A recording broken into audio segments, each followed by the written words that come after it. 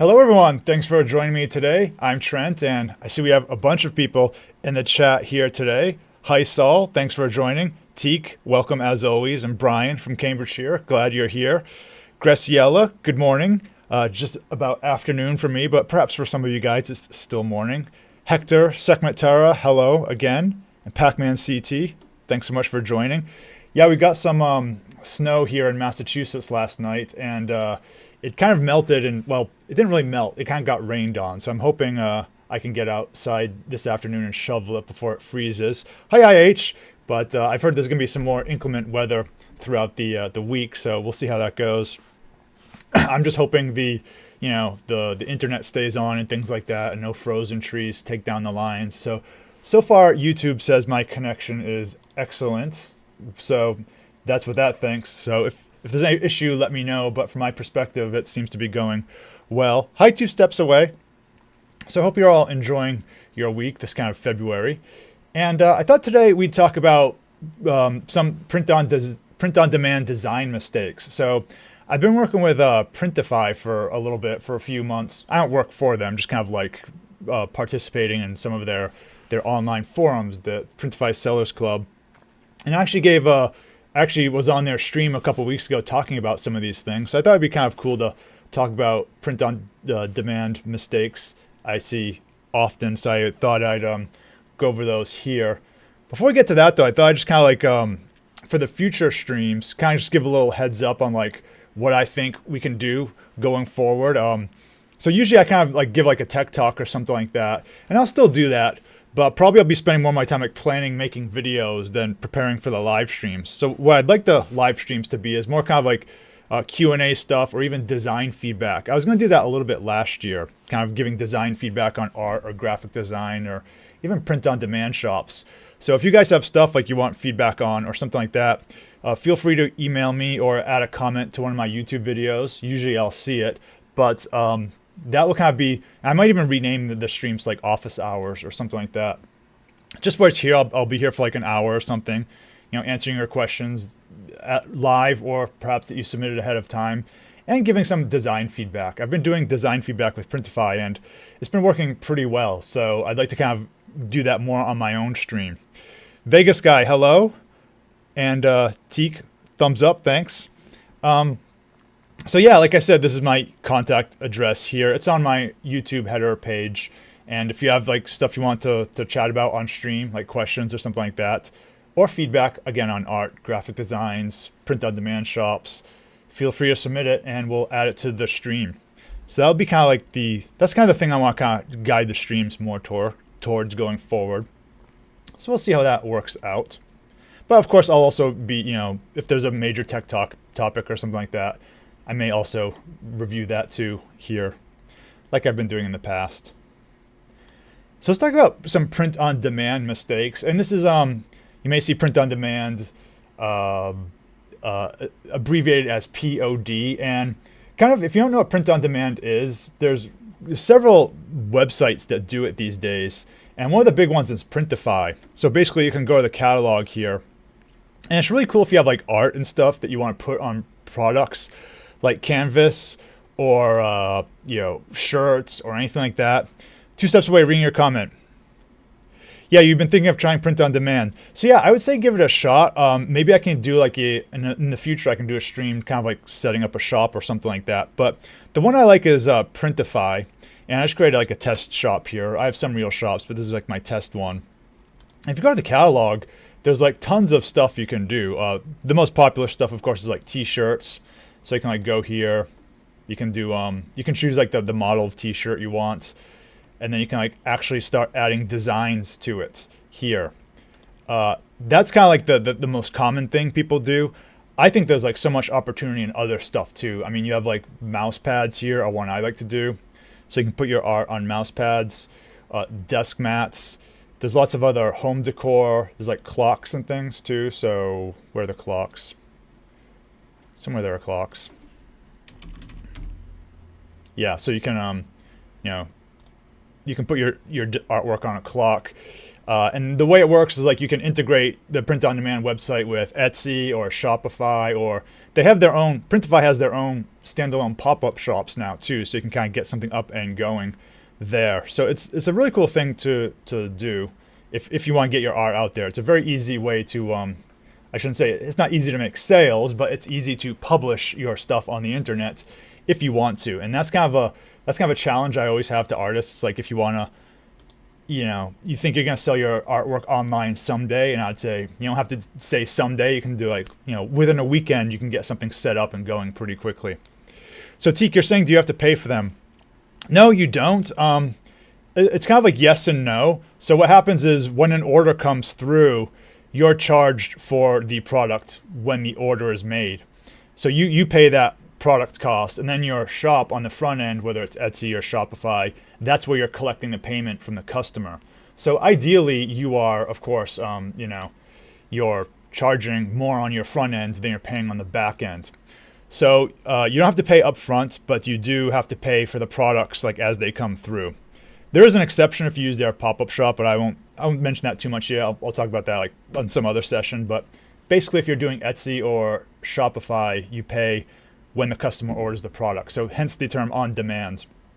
They do have a premium one, which is like $30 a month, and that makes some products cheaper. I actually subscribe to that because it is worth it for me, because basically the $30 a month I save in the cheaper, with the lower reduced prices.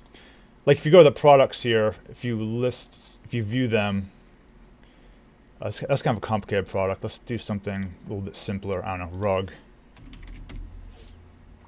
So I'll go to the this rug here. I like these rugs. Where's the pricing?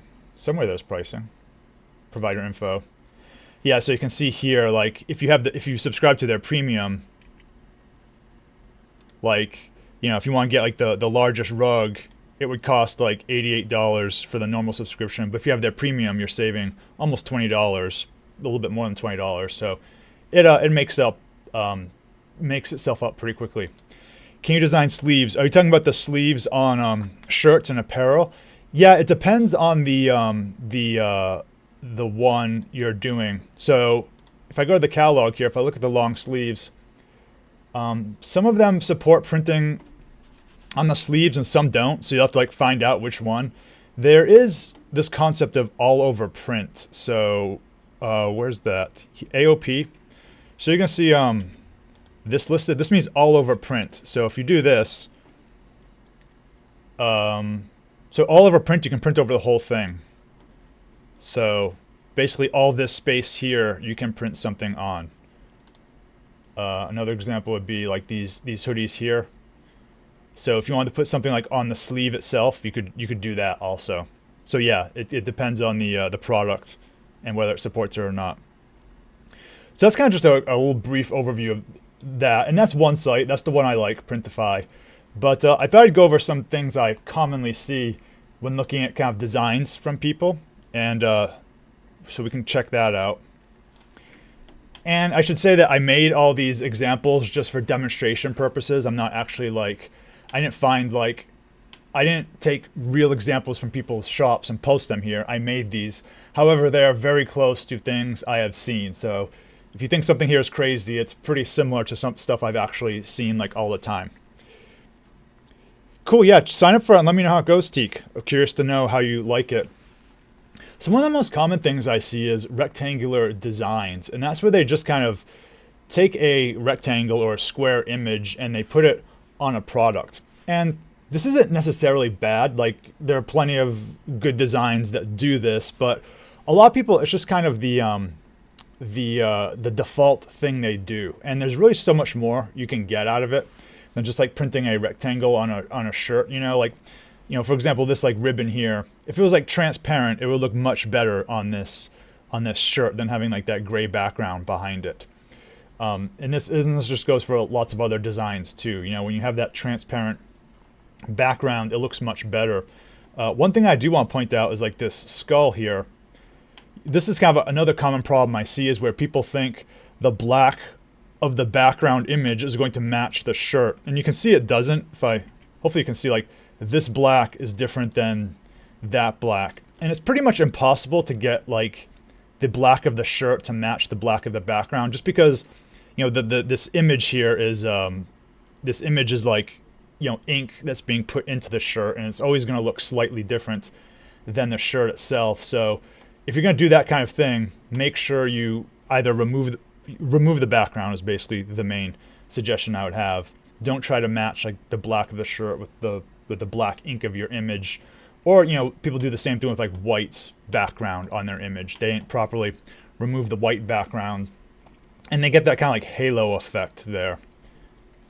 So this is kind of one of the basic things I see is just, again, it's not always bad, it's not always wrong, but it's just kind of a basic thing that it just kind of looks like something wasn't finished. It looks like there's art was just kind of thrown on a shirt or something like that. So try to get some transparency, try to like get a silhouette for your design. It'll just make it look more interesting. So let's look at the next one. Yeah, fonts and type. So this is a pretty huge one, and I have some videos on my channel about using fonts and like various things you can do. One of the main ones I talked about is, well, I'll talk about the problems here first before I get into that. But like, you know, fonts, it's very much a art, not a science. Like I can't exactly say, okay, do this and it'll always work, or don't do this because it's always wrong. But you kind of just build experience as you look at more examples. So you can see here, this example, you know, it's a surfing shirt, but we have this kind of like typewritten font, which doesn't really go with surfing. And we have this one appears a little more futuristic, which doesn't really match, you know, the vibe here. For something like with surfing, we want something much more organic, maybe handwritten, something that's more beachy and fun, you know, as opposed to this type of thing. And, you know, over here, you see several designs online that have lots of like fonts working together, and it's very hard to get that to look good. You know, something like this is just, it's all just kind of like the basic fonts on your computer just kind of slammed together, you know, and it doesn't really make sense or look thought through. So when you use multiple fonts, you really want to make sure they complement each other well. Hi Andrew, welcome to the chat in the Artist Haven. Great to have you here. Yeah, glad you're here. Teek, you're saying, what about seamless designs? Yes, you can do seamless designs. So you can actually, if you have a seamless image that repeats, you can apply it to products, and there's a button you can click that makes it a seamless pattern. So remind me at the end, I can show you how to do that if you want, but it's fairly simple. But yeah, fonts and type are a big one. The thing I always recommend is like, I've done this in a couple of my videos where it's like, I say go to the page where you download the fonts, like whether it's Creative Fabrica or Creative Market or wherever, and look at how they market their fonts. Let's actually look at an example instead of me just talking about it. Yeah, so this is Creative Fabrica here. It's all decked out in Valentine's Day stuff, of course, but they have a fonts page. So the website I like is Creative Fabrica. It's just a good resource if you want to grab stuff, you know, and they have a fonts section. So one of the best things you can do is like find a font you like, and if you look at the, I did the whole video on this font actually, this Beardson's one. When you actually download and use it, it looks very plain, but if you look at the thumbnail here, it gives you like clues on how to use it. So look at the thumbnails for hints on like how to work with stuff, right? So like this one here, let's go back to the beginning. So like we can see, okay, there's like the white version, but then they have this like outline on the side. They have like a little shadow effect going inside there. You know, it's curved, so that's one thing here. This topic of glyphs, which we've talked about. So, for example, you're probably going to find there's multiple ends. So some ends will have this thing over here, some won't. So you want to look at that. There's shearing. Search my channel if you want to know how to use this font exactly, because I have a whole video on it, and it talks about a lot of things related to fonts. But to get better at typography, I recommend just like the fonts page themselves is just like a great example, you know. So if I say like handwritten font, usually the thumbnail will kind of showcase how to use these things, right? So you can see like lots of clever designs going on here. So if you look at this one, like what's actually happening is they have like a white, there's like a white outline on the font, right? So it's red, but there's a white outline on it. Maybe these hearts are there by default. I don't know. I've never used this font, but it kind of gives you like good ideas of like what to do with it. Thanks 2 Steps Away for reminding for the thumbs up. So yeah, this is like any site like this is just good, you know, to like look at. You know, this one here, like if you download it, it's just gonna look all black like that, right? But if you look at the thumbnail, they did something clever and they gave each letter a different color, and you can easily do that. Just give each letter a different color and an outline, right? So you can kind of get hints here on how to use these things. So that's got me belaboring that point. So fonts and typography, some people make their whole career on fonts and typography just itself. You know, they don't even look at other elements of graphics. So it's a big one, but you can get lots of ideas online. So the biggest subject these days is AI, of course. And I'm not against AI at all. In fact, if you watch my channel, I've made several videos on it recently. I'm a fan of it, but there's a kind of default style that I think we're all tired of seeing, or we're all kind of familiar with, this kind of, you know, this kind of slight rainbow thing, or this over CGI look. And no problem, 2 steps away. And I would just encourage you, like whatever tool you use for AI, try to get out of that default look, that default state. You know, something like Midjourney is, you know, there's so many more possibilities for it these days. I mean, let me show you guys.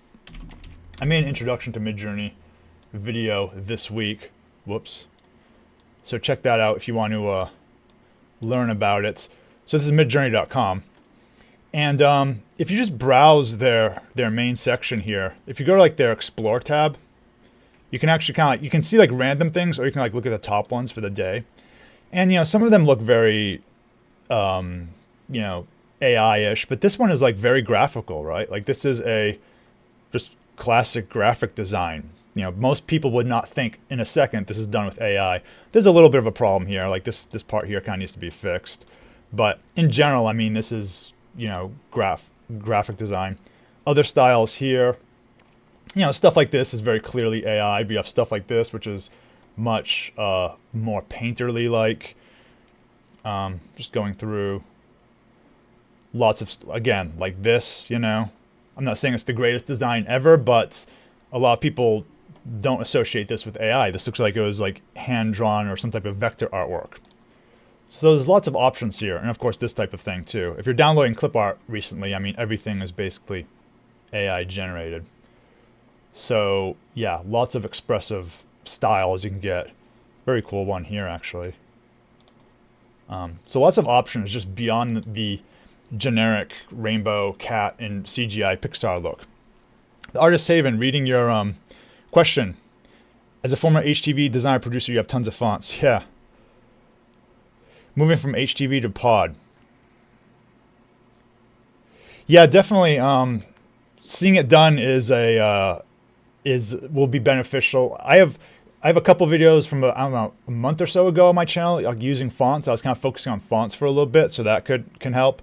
But let me know if you have any specific questions too. I can kind of give my opinion on it, or we can look at it in a future session. So yeah, generic AI, watch out for it. Another important thing is product fit and design.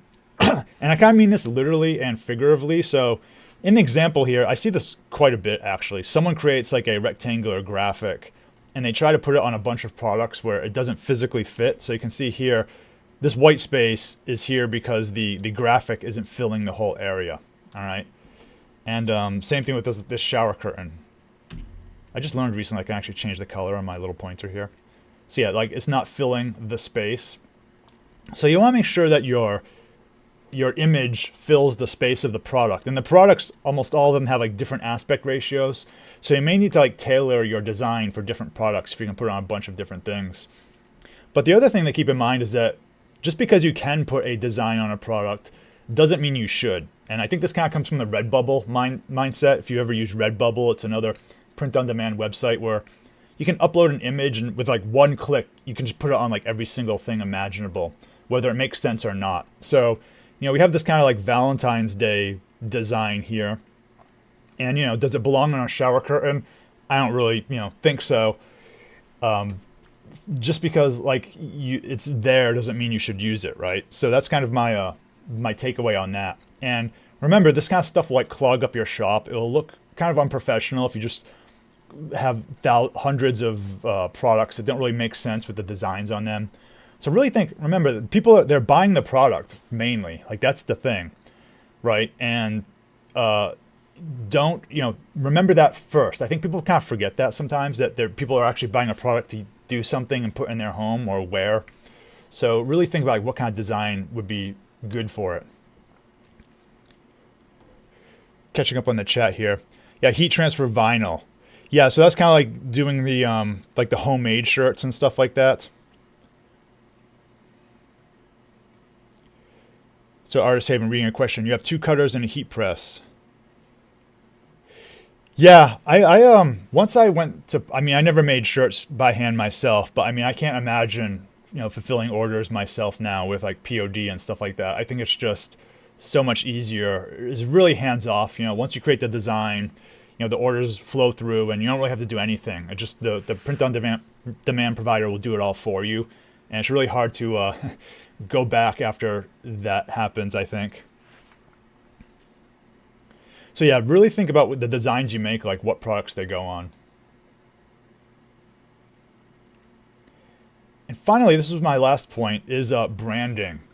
And what a lot of people do when they start is they kind of they'll come up with some brand name and they'll just put it on products and they'll try to sell them. And that doesn't really work very well unless you already have a standalone business. So for example, if you have a gym and you want to make merch for your gym, go for it. Or if you have cosmetics shop and you want to make some mugs for it or whatever, yeah, put the name of your existing brand on a thing. But if people don't know who you are before they look at the product, your name isn't going to be the thing that sells it, right? So just because you're called whatever, Larana Fashion or Extreme Fitness, that's not going to mean anything to people unless they know what it is already. The reason these places like Nike and Adidas and Puma and all this kind of stuff, the reason they can just put their name on a shirt is because they spend billions of dollars putting their name next to famous athletes or on cars or on, big billboards, and we see it and we associate it with success and money and that type of thing. But unless you do that, just your name itself isn't going to be what sells a product. Hi Breezer, better late than never. True. Thanks for joining. Although I don't mind people coming late, it's fine. Like I say, I don't take attendance. But yeah, so if you're gonna do branding, again, it's really tricky if people don't know who you are already, and I wouldn't really recommend it. I see a lot of people try it, and building a brand isn't just putting a logo on a shirt. You have to kind of build a meaning around it. So that's the main part of that. Saul, reading your question.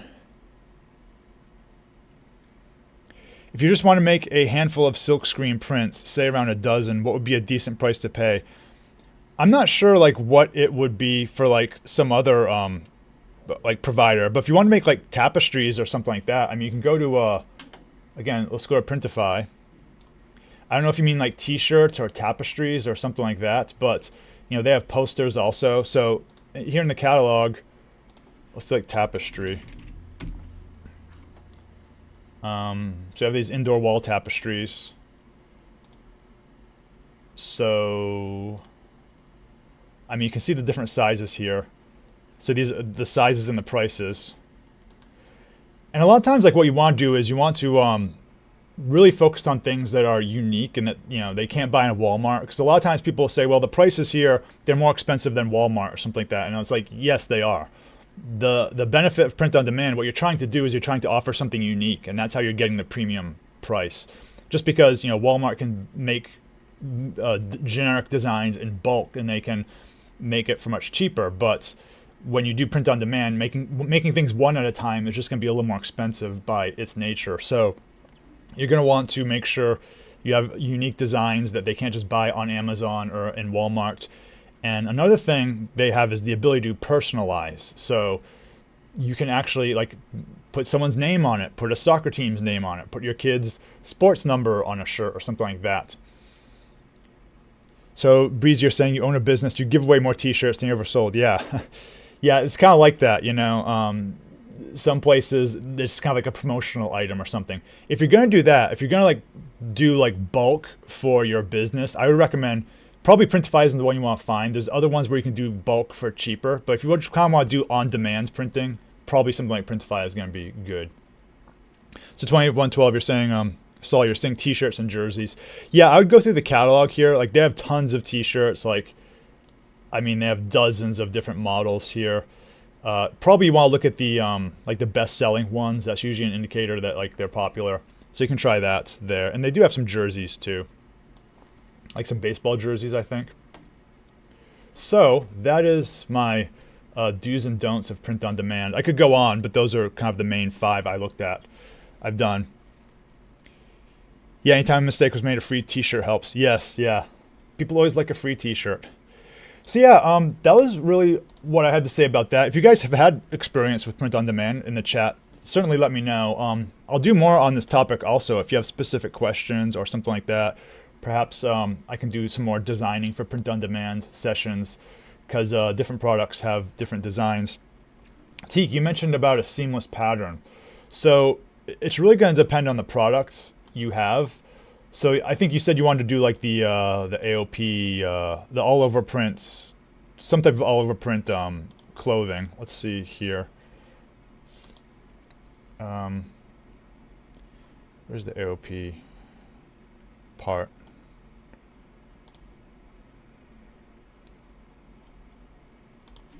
I'll do an A over P sweatshirt. Yeah, let's do this.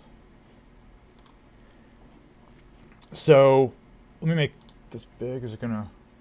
Yes, the important stuff is visible, I think. So I'll do start designing here. So once you find something, you can say start designing. And I'll make it small.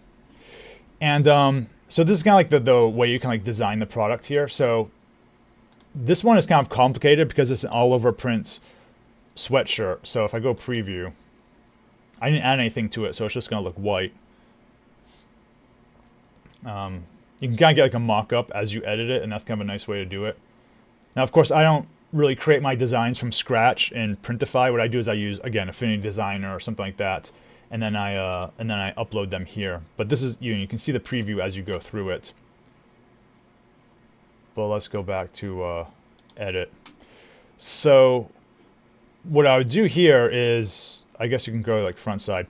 So you can actually, I'll just use some of their own ones. Like I won't upload anything, but they have some stuff by default here. I don't really recommend you doing this way because everyone can use this stuff and it's kind of just like the generic clip art.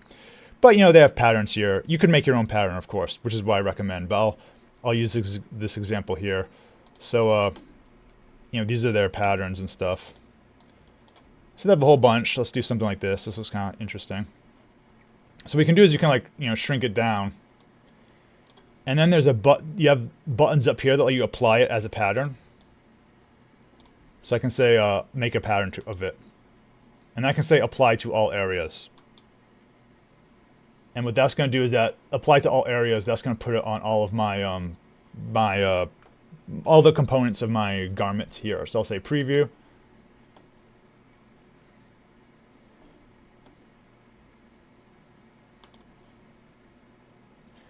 Reading some comments 2 steps away. Yeah, you're saying you would think of investing in a cutting machine. Yeah, I've always been interested in those.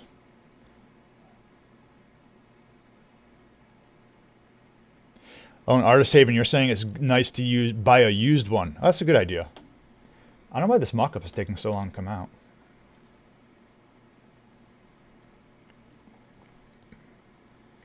So theoretically, yeah, so here's the preview here. So I took a pattern and I made it, it was seamless already. I just made it repeat and I applied it to the whole thing. So again, I'm not saying that's the greatest pattern. You can make your own patterns much more nicely, but so you can do seamless, Teak, to answer your question. So that's that. All right. So that was all I had to say about POD today.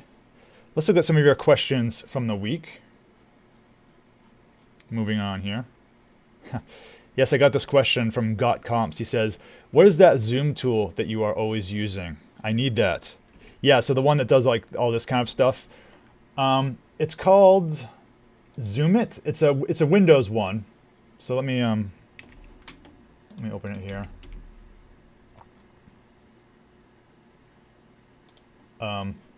Yeah, it's on the Microsoft website. If you just Google Zoom It, you can find it. And it's just a simple executable that you have to like run every time. Whoops.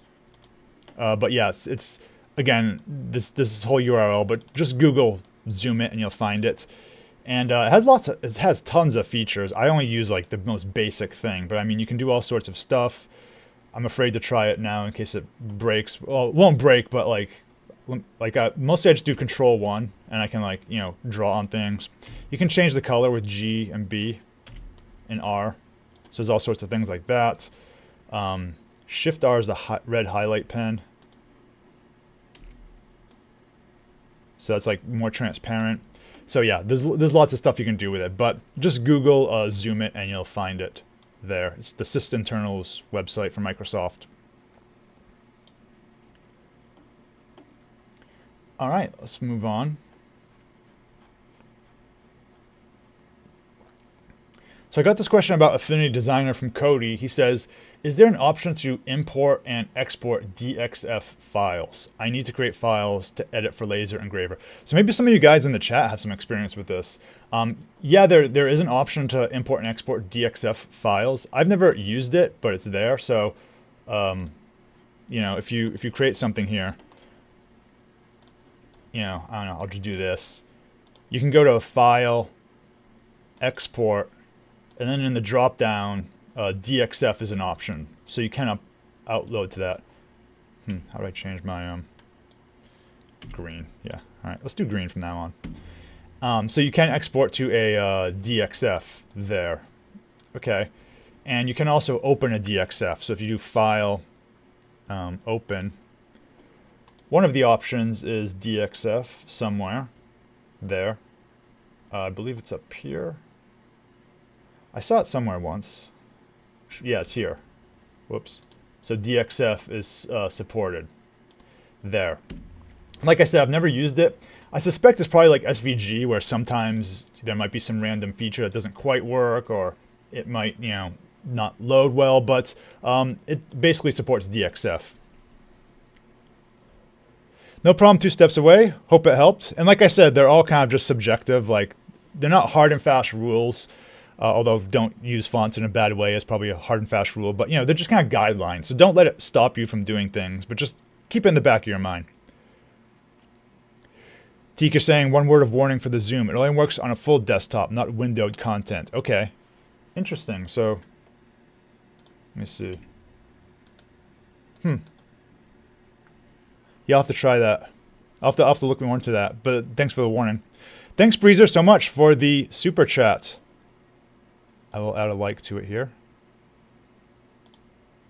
I guess I can't, but thanks. I appreciate that. And 2 steps away, reading your question. Do I have a video on how to get started with Pod using Affinity Designer? Not really, but I have a couple videos kind of related to it, but I don't really have a getting started video.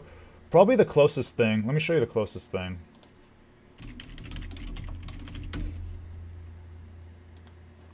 On my channel. So I have a video, whoops, no, not that video. I have one about phone case design. And this one might be interesting to you. If you search for my channel for phone case, I show how to use PRINTIFY and design a phone case. And it kind of gives a lot of insight, I think, into like the process of creating any kind of product, but specifically, you know, for a phone case, that's the one I used there. But that's the main one. But I do want to make more print-on-demand content going forward. So definitely let me know. If you have like 2 steps away, if you have like specific questions, let me know, and I can certainly address that in a video or a stream coming up in the future. Has anyone used DXF, by the way? I don't use it that much, but I know we have some people in the chat who kind of do a lot of cutting and things like that. The Artist Haven is, did you use DXF for your stuff? Yeah, Breezer, so awesome that you made the YouTube partner. Congrats. All right, let's look at the next question.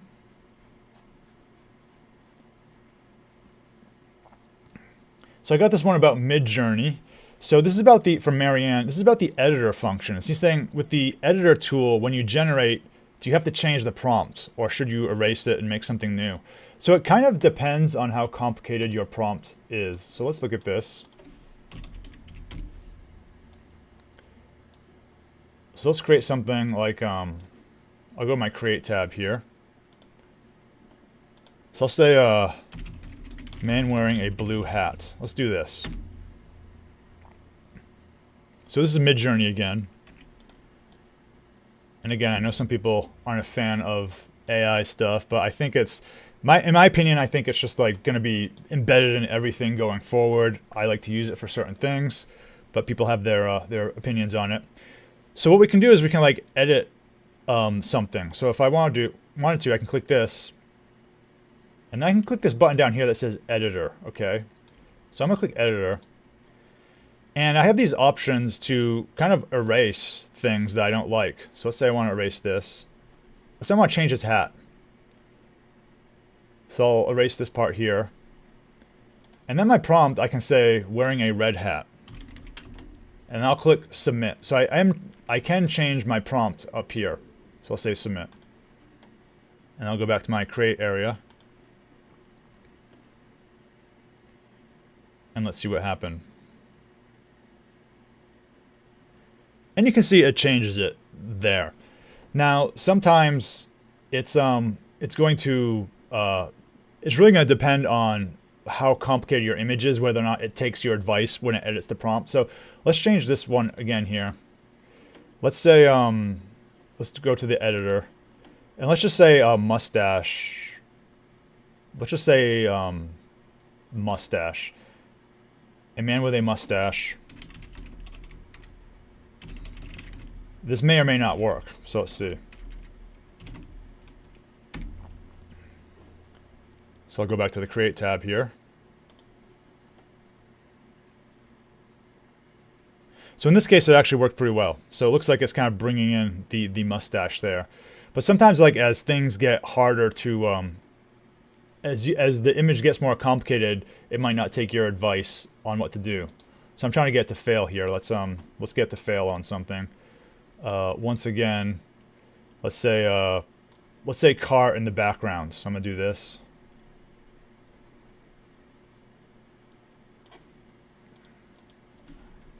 Car in the background. Let's see what it gives us here.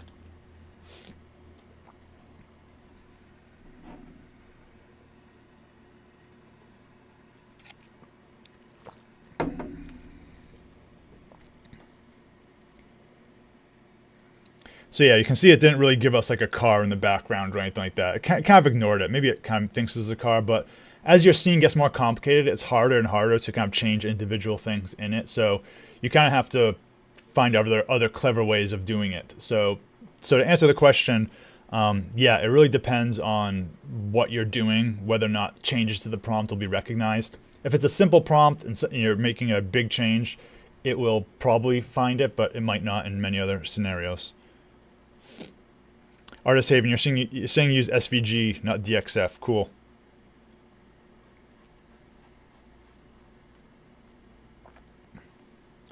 All right, I got this question about OBS and Davinci Resolve from Zomgluck. He says, when you add the webcam video, how can you change the shape to round with blurred edges?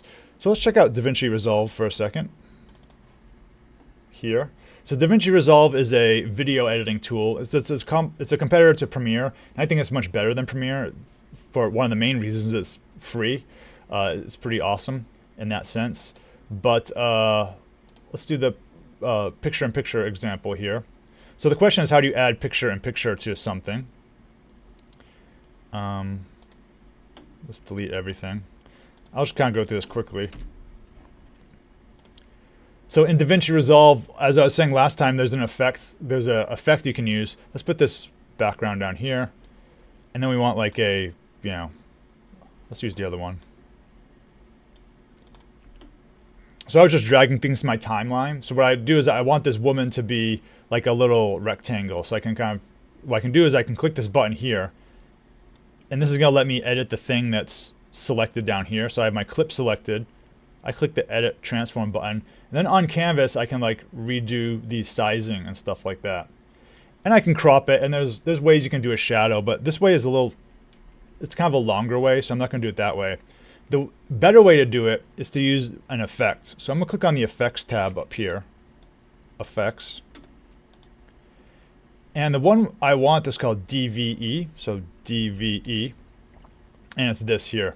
And because I'm hovering over it, you can see the effect on my timeline here. But I'll click and I'll drag this over the reporter. And I'll let go. And now you can see as I play through it, theoretically, it's a little bit laggy at first, kind of has to cache. All right, there we go. So now I have my shadow here. So there's a shadow. It's a subtle shadow. And she's in this frame. Now when you add this effect to things, what you can do is whenever you have a clip selected here, it's kind of like right-clicking on it and doing properties, but there's no properties tab. What you instead do is you click inspectors here, inspector. And this gives you all the options for the clip you have selected. And it looks a little overwhelming at first, but you kind of, some of it you can ignore, but it's just all the common stuff you would think of, you know, transforming, cropping. If you go to the effects part, this lists the DVE effect I just added. So because I added that here, it's there. If I can turn it off, or I can turn it on. But basically, if you scroll down on this one, this is the one where you get all the options to make it like a circle and things like that. So I can bring this in. I can do the radius, and that's going to give me my circle effect like that. I can change the color. So that's really the way you add this type of effect to something. You don't really use OBS for it. You use like your video editing software, Davinci Resolve, or probably in Premiere. I'm sure there's a way to do it in Premiere. But the key thing is you want to do the effects. Whoops. Effects. Search for DVE. And then just drag it onto your clip that you want to do that for. And then on that clips inspector tab, which is like the properties for it, go to the effects and just kind of mess with the settings, you know, kind of figure out like what does what. But that's where you want to do that from. Saw, reading your question. You can try website designs in Affinity Design Publisher. Okay. So yeah, so you're saying you want to import photos, and what should you keep in mind while working with vector images? Yeah, so what happens is, let's create a new file here. So let's say we have this design here, and let me bring in like some type of photo. Let's find a good photo here. I don't know what this is, but let's bring it in. Okay, so this is like an engine or something. I can't really tell. Oh, it's like a CPU, I think. It's probably like a GPU or something. But, maybe. But, so I created this document here. And I brought in an image. And I can add some vectors to it. Let's just add some vectors. You know. Text is also a vector, so we can add some text. Caps lock on. So we have kind of like this mix and match scenario where we have an image, we have a pure vector, we have a text. And kind of the key thing you want to keep in mind is, you know, if you can export this at any resolution and the vector parts will look great. The image is the one you kind of have to worry about, right? And the way you can figure out what your image's supported resolution is you can look at it through up here. So I select my image, and then up here I can see how it's working, right? So that's kind of the key, I think, is to keep in mind of like, okay, how is this number related to the number I'm actually exporting at? So if I'm going to export this thing at, you know, whatever, 6,000 by, you know, 4,000 or something, my image isn't quite supporting that, right? So you're going to get some pixelization there. So that's kind of the thing you want to keep in mind when you're doing it, this type of thing. And I guess like you can see like here it says 100%, which means relative to my documents, this is a good size. If I start increasing it too much, you know, it's too big. It might not be a problem, but you should keep in mind that you're doubling the size here basically. So when you export this thing, it's going to probably look pixelated in some sense, all right? Even though the vectors can support any resolution. So that's the kind of thing you want to keep in mind when mixing and matching images and vectors. Like keep an eye on select your images, keep an eye on this number up here to see like how big you're actually going. When you're going above 100%, that means you're starting to like duplicate pixels. Again, not always a problem, but you may have to keep it in mind.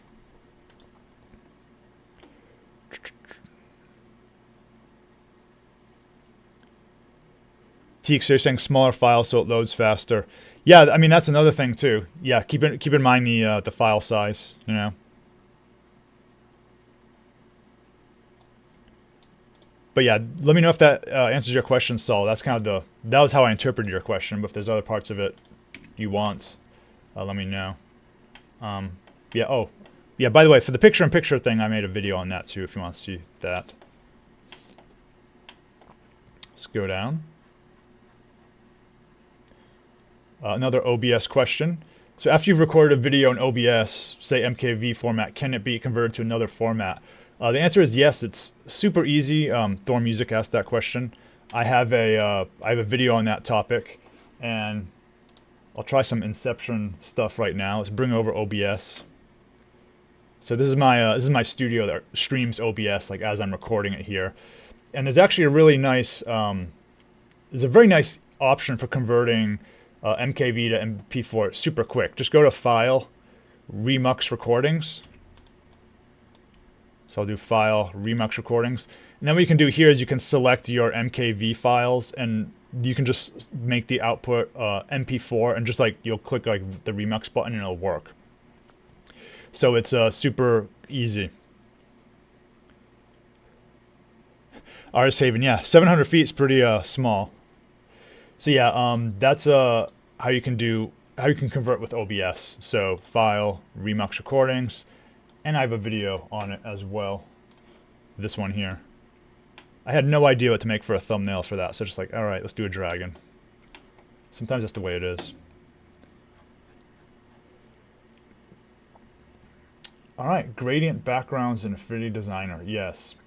So we were talking a little bit about seamless patterns last week, and in one of my videos on seamless patterns, I said, be careful using a gradient background because it might not work. Chances are it won't work. You can try to make it work. Sometimes it can, but mostly it can't. So this is from David Toranjo, and he's saying, why won't gradients work? So let's look at this. I have this nice file open. Let's use that. So let's do a quick little seamless pattern. Again, keyword being quick. I'm just going to throw some things down here. Now, for those who haven't seen this before, to create seamless pattern, let's do like a heart. What I do is I like to turn on the snapping part here. So snapping. And if you bring it to this outside edge, you'll see it snaps red there, okay? Now if I copy it, I'll hold Alt and drag. Then I'll snap it to this inside edge, and it's snapped red there. If I select them both, and I line them vertically with this button up there, now they repeat off the edge there. So, you know, where one ends, the other begins on the other side. And we can do the same thing for the other side here. So, again, this isn't going to win any awards in design, but let's do the same thing. So we can do the edge here, it's green. Let's do the other side. This inside edge, I'll select them both, align them, and I can kind of do this. As long as I move them at the same time, they will be seamless in repeating. So let's export this. Export. And yeah, let's do another one. Let's call it pattern 1. So you always want to test your seamless designs. So I'll go to File, New, just create a new document. Let's just create a square. And I'll use the gradient tool here. So the gradient tool can also do a bitmap fill. So I'll select bitmap. And I'll do this pattern. And you can see it's a seamless pattern. So if I zoom in, we have all the, you know, nothing is breaking anywhere.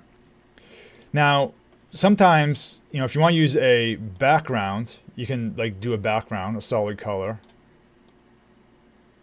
You know, this isn't going to be a problem. But if you want to do like a gradient background, let's do a gradient background. I'm trying to think of good colors for a gradient.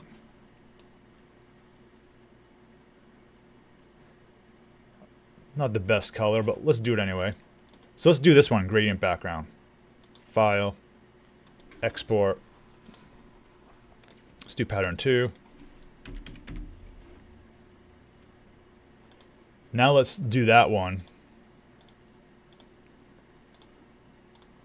And you can basically see the problem like immediately, right? Like this is what's happening. Because I did a gradient background, the one side of the gradient isn't matching the other side.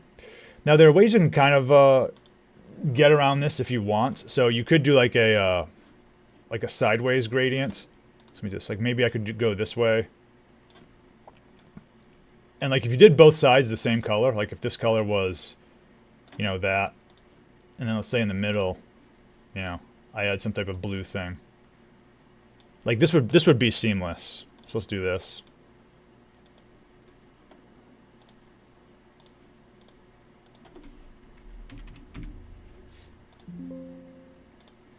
I don't think it's going to look very good, but it'll be seamless.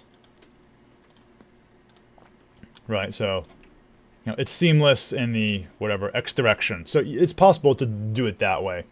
But, you know, in general, if you just have like kind of like a random gradient going in a random direction, you're going to get that effect we had before. Like that type of thing. So you just want to be careful. One thing you can do instead is if you wanted, if you're designing some type of product, what you could do is like you could do the let's do the pattern that works. So you could do like this, and I believe this is transparent. I hope I made it transparent. I didn't make it transparent. Let's make it transparent. Delete.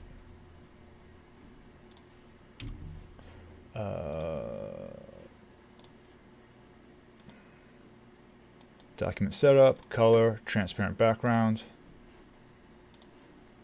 Now it's transparent. File, export. Let's do pattern 4. All right.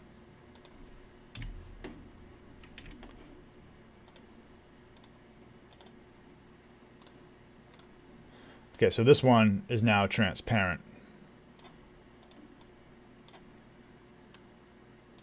Whoops. Of course, the color behind it is terrible, but let's do this. So, you know, you can like do a background like that if you wanted to. So I have one square, my transparent square, and I have my background behind it.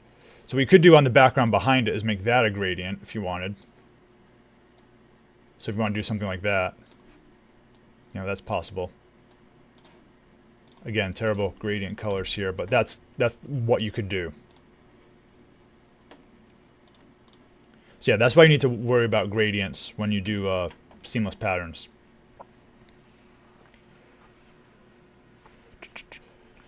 Reading some of your comments. Question, is there a way to do gradients but with textures though? Working on making stuff look aged for junk journals and stuff. I'm not sure exactly what you mean by gradients for textures. Like if you're gonna use, if you want textures, if you want stuff like age stuff, I would like look online for like you're gonna want probably like digital paper or something like that. So you're gonna want like textured backgrounds. So like old paper. Again, I'm on Creative Fabrica. This is the kind of thing I would search for here, right? You can search for paper textures on something like that. And then these are probably just going to be like JPEGs, and you would just import them. I don't know why that didn't go. Yeah, you have stuff like this. So when you download this, again, it's probably just going to be a bunch of JPEGs or PNGs. And then let me find one that's small. I don't want like 50 million. They're going to be like 100 megabyte.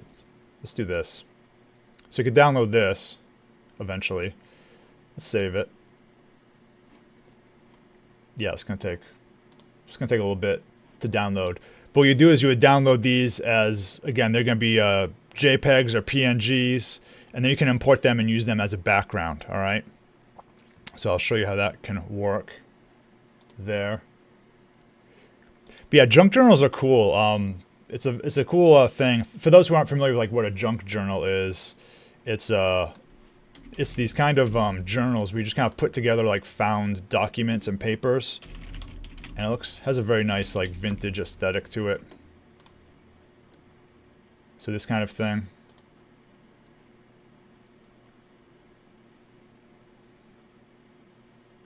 Like that. You have some of those, but you want like the edge to look rumpled while the rest is relatively smooth, like an old warm book page. Yeah, I think it would just depend on the texture you get. Like maybe like if the edge was something like this. Well, I'll show you one other thing you could do. Let me show you that. Once this downloads, I'll show you something you might want to try. If you want like a rumpled edge. Hopefully it's almost done. Hopefully me downloading it hasn't hurt the stream quality. All right, let's do this. Some temp. Just gonna extract it all. All right. Let's open an Affinity photo. Yeah, I was gonna say erase. Yeah, great tip, Teak. You read my mind. So let's take this. So what you could do is you could like add a mask to it.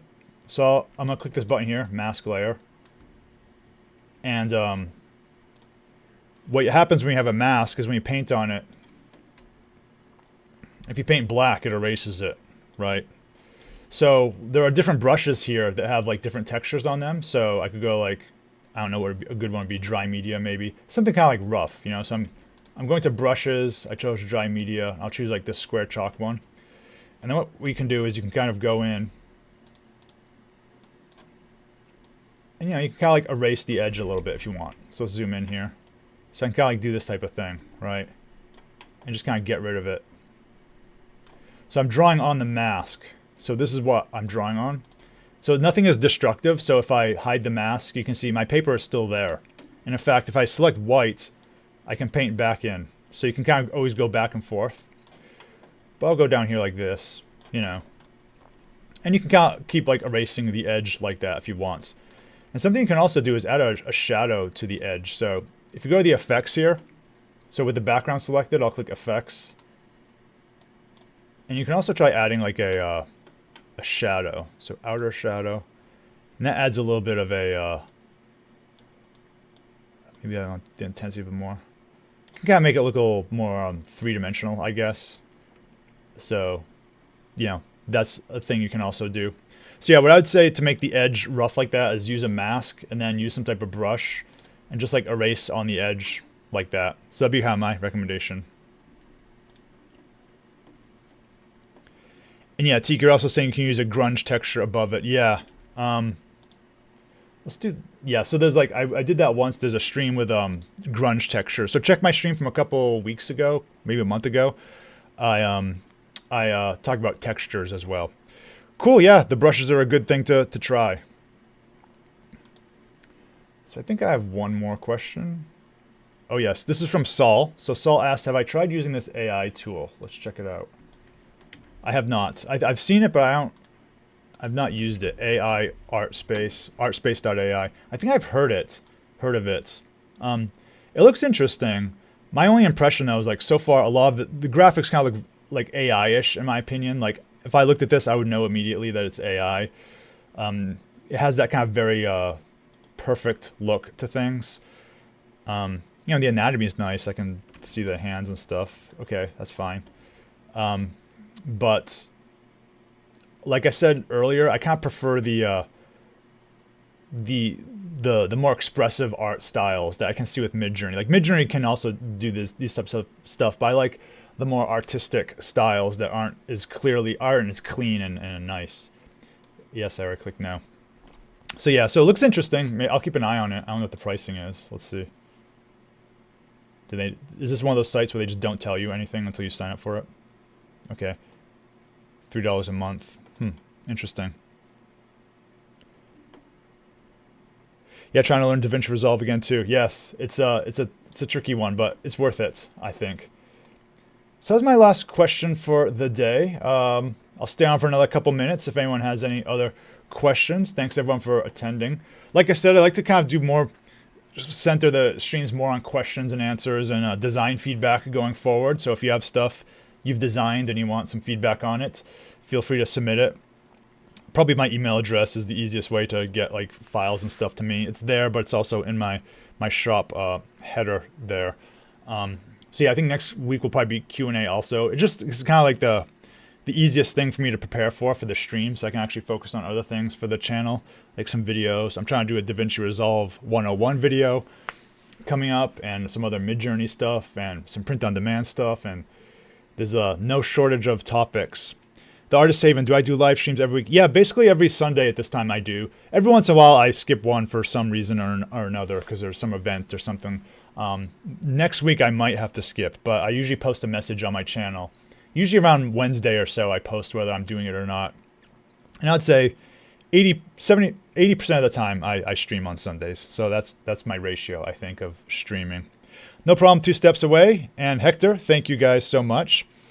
So yeah, hope it was useful. I'll try to talk more about print on demand also, because it seemed like you guys had questions about that as well. So hope everyone does well. Enjoy the rest of your week and stay safe if you're in kind of a snow zone. And I'm going to have lunch and then do some shoveling. So talk to you guys later. Bye.